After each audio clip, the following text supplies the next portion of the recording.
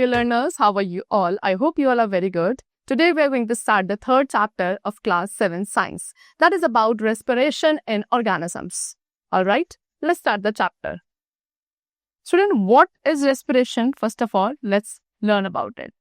See, respiration is a fundamental process, student, which sustains all living organisms. Basically, it is like an engine, जो life के complex machinery को fuel provide करता है, which enables growth, movement, reproduction and maintenance of vital functions. So from the smallest microorganism, एक छोटे से microorganism से लेकर लार्जेस्ट मैमल्स तक, रेस्पिरेशन एक यूनिवर्सल प्रोसेस है which is vital for the survival. ठीक है, whether it's a bustling metropolis और a remote forest, life interconnected है इस प्रोसेस के through. And let's learn further about this process in this chapter. So all living organism, सभी living organism को क्या चाहिए स्टूडेंट्स? एनर्जी चाहिए to do work and for the various processes carried out by the body. ठीक है, हमारा movement, growth, reproduction, इन सभी के लिए एनर्जी का कंजम्पशन होता है. एनिमल्स में ये एनर्जी फूड से, जो फूड हम खाते हैं उससे मिलती है. एंड ये एनर्जी जो फूड के अंदर प्रेजेंट है वो रिलीज करनी जरूरी है before the cells can utilise it. And इसी रिलीज ऑफ एनर्जी को कहा जाता है रेस्पिरेशन. सो बेसिकली ये क्या करता है? ग्लूकोज एंड ऑक्सीजन के यूटिलाइजेशन को एंटेल करता है, जिससे carbon dioxide, water and energy का प्रोडक्शन होता है. इन प्लांट्स में एनर्जी का जो प्रोडक्शन है वो एनिमल्स से डिफरेंट होता है.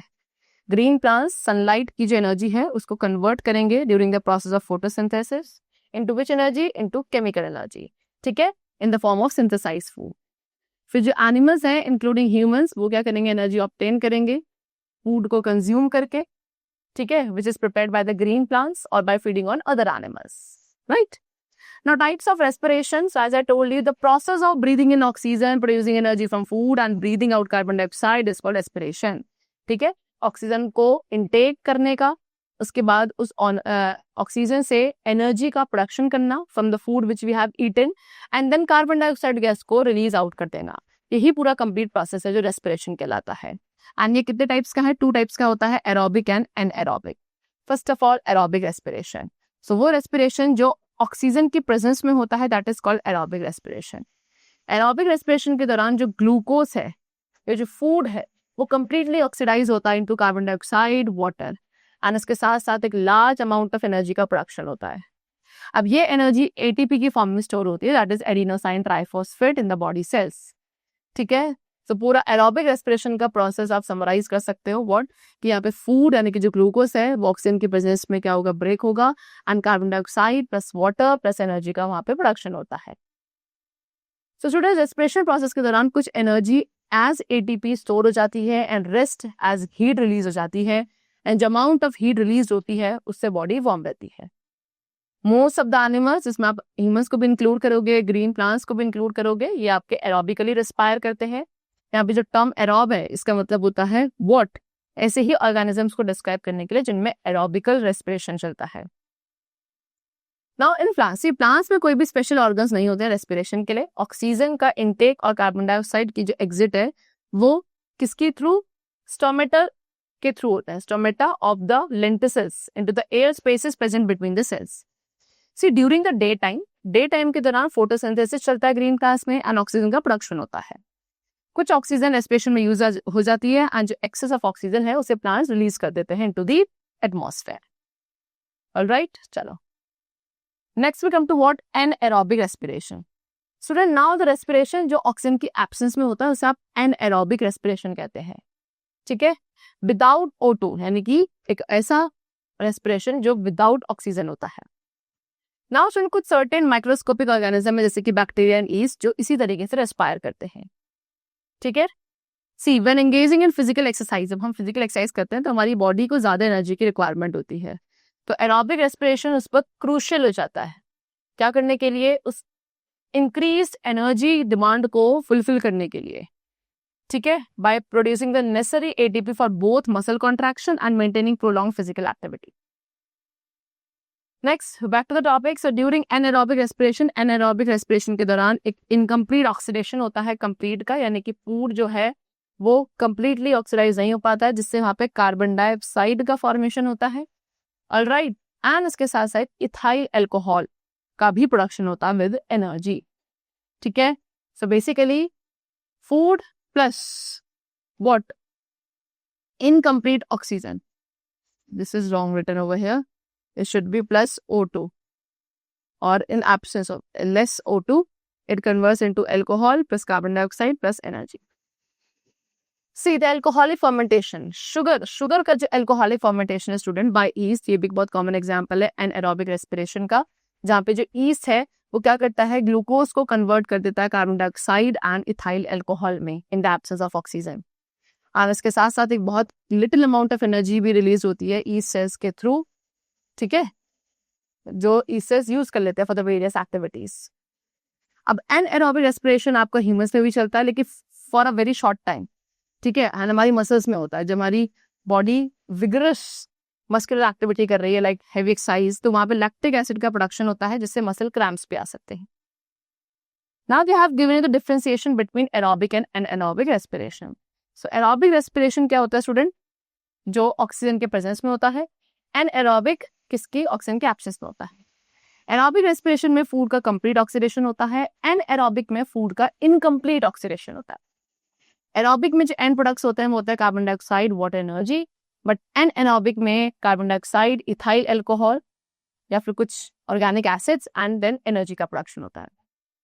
उसके बाद एरोबिक में there is a large amount of energy released, whereas anaerobic में small amount of energy is released. Aerobic आपका ह्यूमंस, प्लांट्स, बर्ड्स में होता है, एनाएरोबिक ईस्ट एंड कुछ बैक्टीरियाज में भी होता है। Alright, now next we have the topic process of respiration. So students, respiration में एक सीरीज ऑफ केमिकल रिएक्शंस होते हैं जिसमें एक लिविंग सेल एनर्जी ऑब्टेन करेगा for its various life function. Basically there are two main step, respiration process में two main steps होते हैं, breathing and cellular respiration. Breathing में ऑक्सीजन का इंटेक होना है एंड कार्बन डाइऑक्साइड रिलीज करनी है। सेकेंड स्टेप होता है सेल्युलर रेस्पिरेशन, यानी कि कैसा प्रोसेस जहाँ पे फूड मॉलिक्यूल्स को फर्दर ब्रेक डाउन किया जाएगा सेल्स के अंदर ऑक्सीजन का यूज करके एंड ऑल्सो एनर्जी का रिलीज होगा। इसे बोलेंगे हम internal respiration. Now let's talk about these two steps in detail. First of all, breathing. So as you know, breathing is a process जिसमें organism ऑक्सीजन का intake करते हैं एंड कार्बन डाइऑक्साइड को रिलीज कर देते हैं। सो एयर का जो इंटेक है, यानी ऐसी air which is rich in oxygen, so उसका जब बॉडी में इंटेक करते हो उसे बोलता है इनहेलेशन। एंड इसके बाद एक ऐसी एयर को रिलीज करना which is rich in carbon dioxide, that is called exhalation. तो one inhalation and one exhalation, इससे बनती है वन ब्रीथ।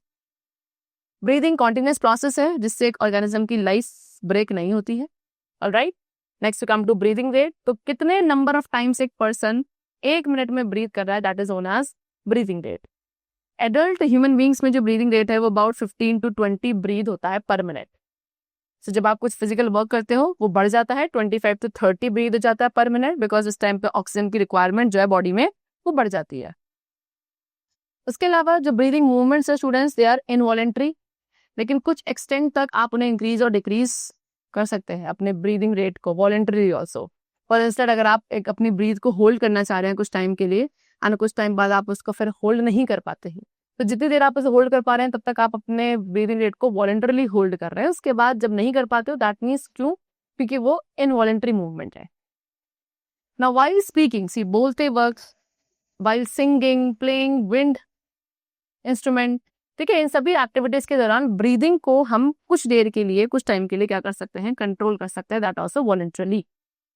ऑलराइट, चलो see the longest recorded time. सबसे लॉन्गेस्ट रिकॉर्डेड टाइम जब एक पर्सन ने अपनी ब्रीथ को होल्ड किया था वो रहा है 24 minutes and 37 seconds का। एंड इसको एक टेक्निक के थ्रू अचीव किया गया था जिसका नेम था स्टैटिक एपनिया, ठीक है, जिसमें क्या होता है एक पर्सन अपनी ब्रीथ को विदाउट एनी मूवमेंट होल्ड कर सकता है।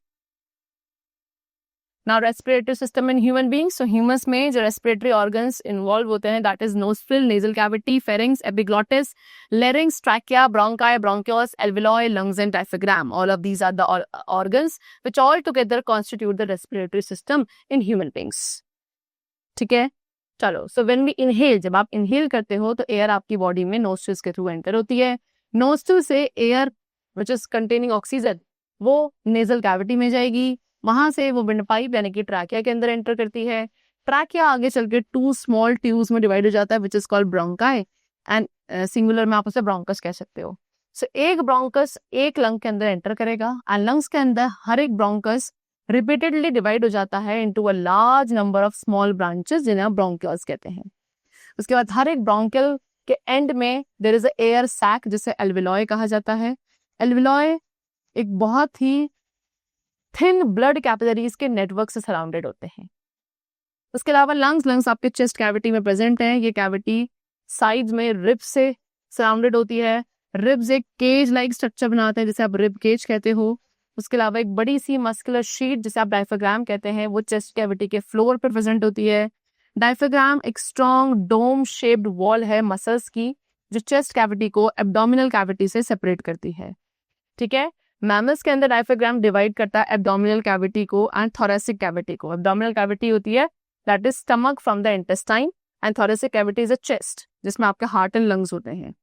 सो बेसिकली ब्रीदिंग में डायफ्राग्राम एंड रिब केज का ही मूवमेंट होता है वो इन्वॉल्व होता है during the process of breathing.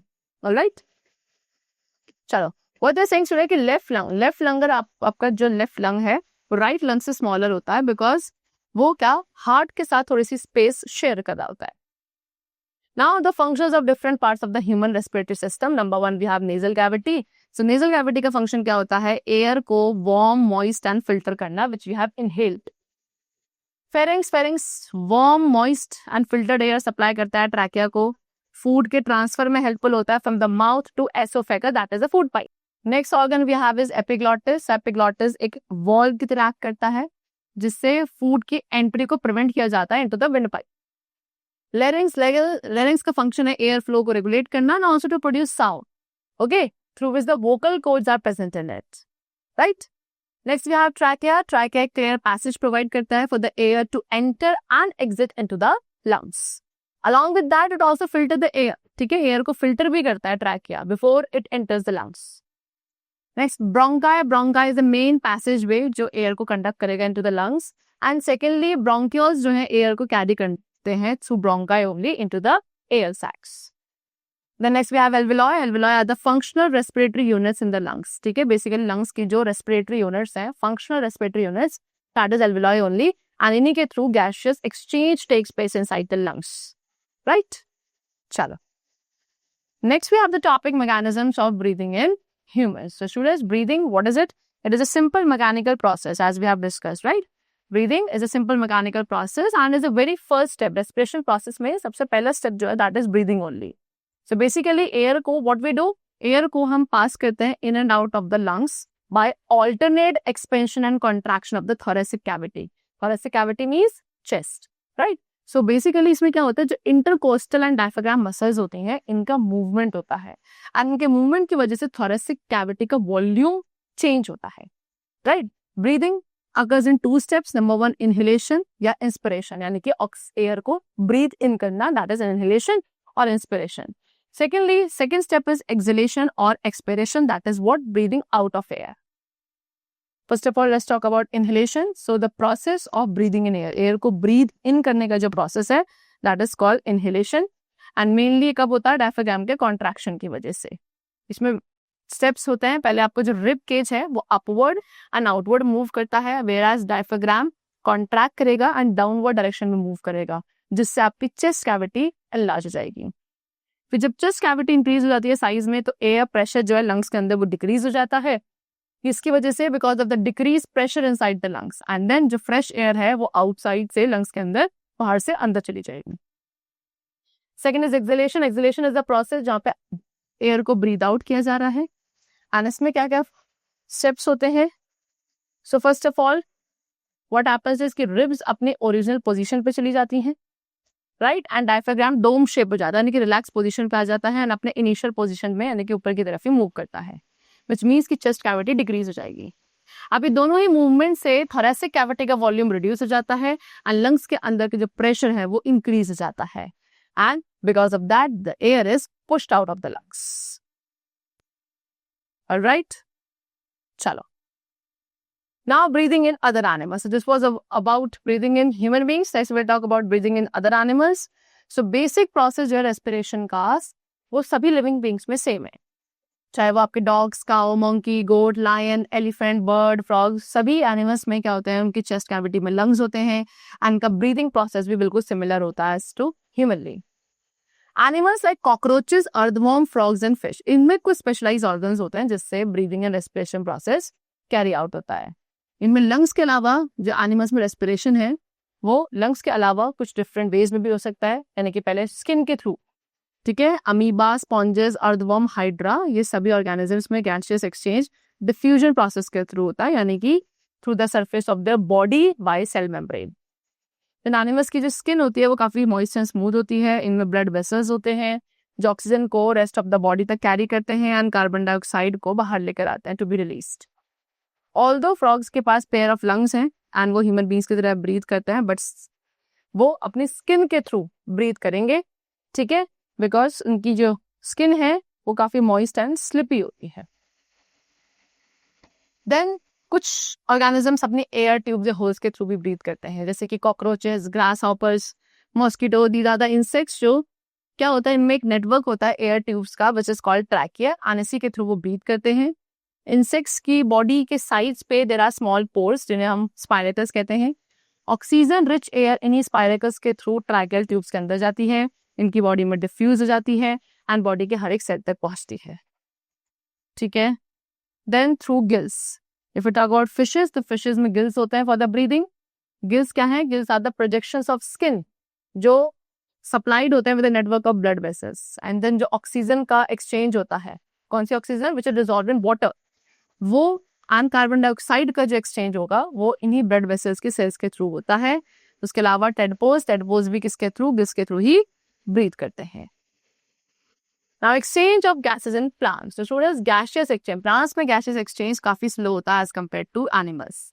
Plants के सभी पार्ट सेपरेटली रिस्पायर करते हैं। वी हैव लर्नड कि लीव्स जो है प्लांट्स की, उनमें देयर आर टिनी पोर्स जिन्हें आप स्टोमेटल पोर्स बोलते हैं, एंड ऑक्सीजन और कार्बन डाइऑक्साइड का एक्सचेंज जो है वो इन्हीं स्टोमेटा के थ्रू चलता है in the leaves. During the day time पे प्लांट्स कार्बन डाइऑक्साइड एब्जॉर्ब करते हैं स्टोमेटा के through, then process photosynthesis process carry out होता है एंड ऑक्सीजन को रिलीज किया जाता है।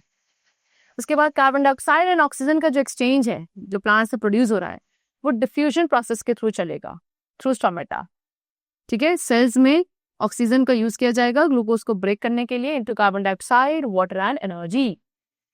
Then hard and woody stems में गैसेस एक्सचेंज किसके थ्रू? लेंटिसल्स के थ्रू होता है।